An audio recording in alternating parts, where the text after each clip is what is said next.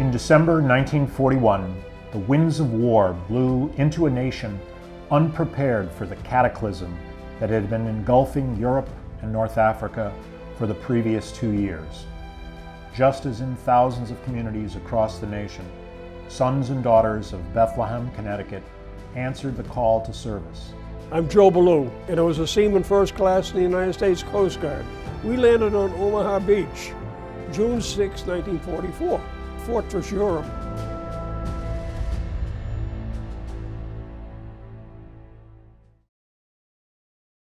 We went into the federal building in Boston, a pal of mine and I, and to enlist. And we wanted to go in the Navy, because my father said, keep the hell away from the Army, you have to sleep on the ground. Go in the Navy, they feed you 3 times a day, and you sleep in the bed. I said, hey, that's a good idea. So Johnny Fagan and I went into the federal building in Boston. And we went to the Navy, and Johnny passed everything flying colors. But when I get up to one of the doctors there, he said, we're going to have to reject your son. He says, you have a pronounced overbite. You can't eat rationed food. So Johnny says, let's go somewhere else. So we're walking down the corridor, and there was a picture of a sailor with a finger. He says, we need you. And it said, U.S. Coast Guard. And John says, let's go in here. And I said, what the hell is it? He says, I don't know, it must be something with the Navy. It's a sailor. Let's go in there. So we walked in the door, and next thing you know, 2 hours later, we were in the United States Coast Guard. I says, well, at least we're in something. We'll be guarding the coast. I did my basic training on Manhattan Beach in Brooklyn, New York, September 1943. That was a 90-day training period. The Navy took the fellows up the Great Lakes and gave them 6 weeks training and put them out there. And that's why they lost so many men. They didn't know what they were doing. We had 90 days of basic training, so we knew what the job was. They threatened us all through basic training. If you didn't obey the rules and shape up, then you're going to ship out into the amphibious force. And you know how bad that is. They make the invasions. They say, oh my God, we don't want to get into that thing, do we?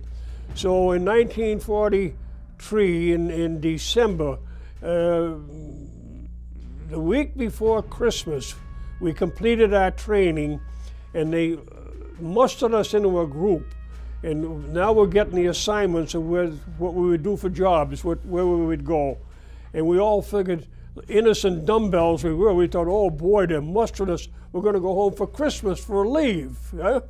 Well, the next morning I woke up and I was on a truck heading down to Maryland to go into what they call the Little Creek Amphibious Training Camp in Little Creek, Virginia, on the Chesapeake Bay.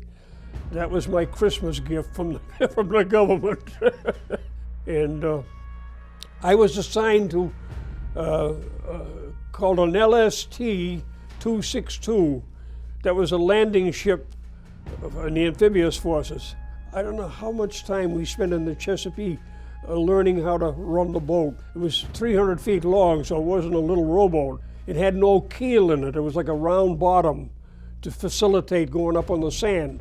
And because of that, you get out in rough weather, and it was, you know, thanks be to God, I never got seasick. The things we had to contend with. Innocent young fellas.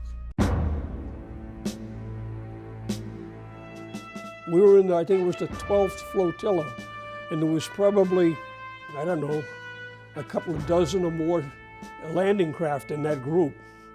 And they were assembling us as an amphibious unit to make a big invasion somewhere. We didn't know where the hell it was, and we are down in North Africa. And then they sent us all the way up to England, and as soon as we got to England, then all the light went on. They're going to hit the Normandy coast, you know. We landed on Omaha Beach, June 6, 1944. That was Fortress Europe. And the Germans were there for 5 years. We said, you know, they're pretty impregnable right now. And we're going to go in there. What are you, crazy? But we had no choice in the matter. We went where we were told to go. I was in boat crew number 1. We had these small LCVPs, the landing craft vehicle personnel, but they were 8 feet wide and I think about 25 feet long. They had 2 machine guns in the back end. one on each side, and little hand-operated turrets. They thought that the boats going in on the beach, and the German airplanes would strafe in from the back end. So had the gun facing this way. Well, they never showed up. We found out later on that the reason that the German Air Force didn't show up is because they had no gas. They had a place called Ploesti in Romania. And prior to the invasion, the American Air Force demolished Ploesti, Romania, the oil fields down there, all the oil tanks. So here's Hitler with airplanes, tanks, everything, and no gas. They had done the groundwork ahead of time. These battleships were there shooting their big guns, you know. And we went by this, I looked up, and it was USS Texas from the First World War. But it had those big, heavy guns. And as the boat was going underneath, I looked up and the gun shot and the flames rolled out. I said, holy gee! But they were bombarding that thing for maybe a couple of hours before we went in. They had planned that the United States Air Force would go in ahead of us and bomb this coast and level everything. And not an airplane in the sky. It was completely overcast. So they had to depend on the battle wagons to do the job for them. But they did a hell of a good job because we got in on the beach and it was devastated. That's where I saw what these infantrymen, the 29th Infantry, they call them the blue and gray, nice fellas. Yeah. They were the first infantry to land in France since the First World War. They had what they call a Bangalore torpedo, and I just, what the hell is that, you know? And it was nothing but a long 16-foot 2x4 with 4 blocks of TNT taped to the end. And I can see that guy to this day on his belly crawling up. We're down on the sand watching him, and he's pushing that ahead of him because there's a pillbox up there, and the pillbox had to stop.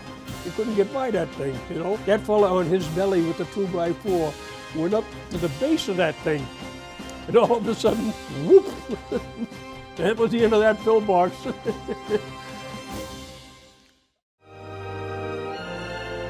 Hero. When they started shooting on Omaha Beach, I was the first guy to duck in a hole. I was no hero. Scared the hell out of me. We rolled under a truck one day. They were shooting like hell. And the kid that was with me, we called him Jeep Zaleski. He came from Chicago. And he was kind of a tubby little guy. So we both rolled under the truck and he went, we can get killed here. I said, no shit. That was a great war. We used to laugh and say, hey, Ma, it was a great war, but we won. Don't know how we did it, but we did it. Every group that I was ever with, it was like would you call it a brotherhood? There was a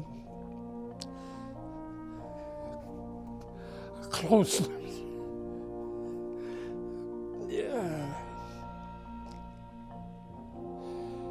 They're a great bunch of guys.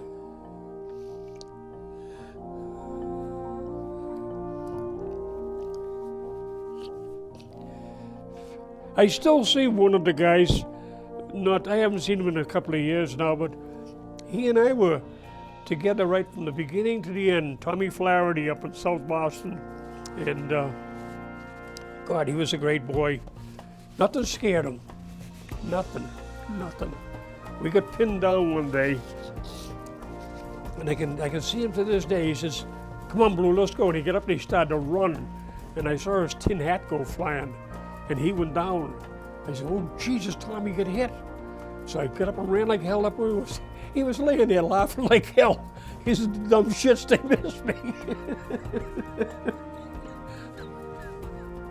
This is the kind of crazy things that happened. Oh, well. Boy, that's a long time ago. When we came back down off the hill, we got off the beach, went up over the top of the hill, and it came time to get something to eat. So we take 5 men and go down and get something to eat. And would you believe it?